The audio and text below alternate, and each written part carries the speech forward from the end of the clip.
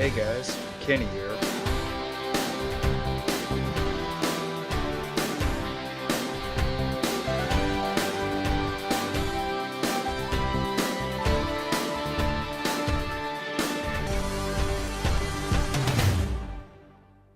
Stay cool and relax to the movies. Bye. Hey guys, Kenny here.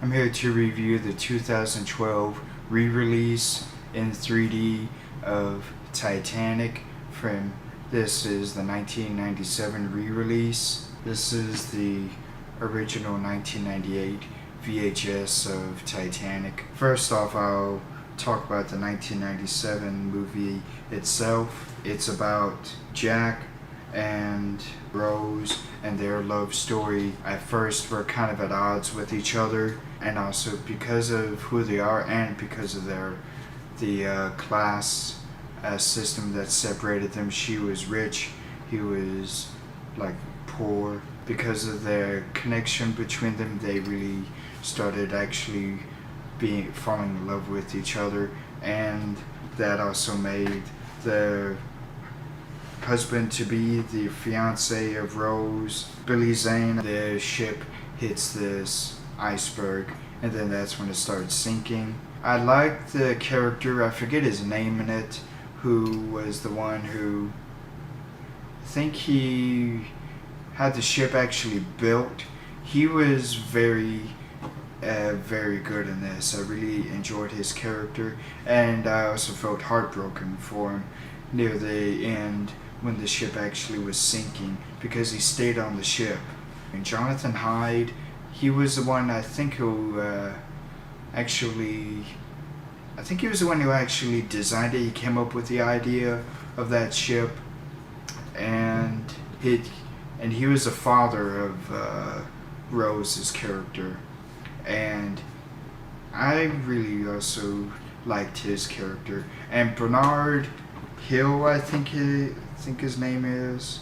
He was the captain of the ship for Titanic, and then he's also very well known for being in The Lord of the Rings, The Two Towers, and The Lord of the Rings, The Return of the King as the main king until Aragorn takes over at the end of The Return of the King. It was really very, very nice to see how the story was written and laid out and filmed, and also it was very, very, it's actually educational, because it goes into really great detail about how the ship was built, and the size and the scope of it, and how the machinery works in it to try and get the ship actually moving on the water. It took a lot of force and thrust to move that giant ship. It was also really very nice to see how the people try to get on to these little white boats once the ship started sinking, because there was more people on the ship than there were boats. Now on to the re-release, the 3D part of it.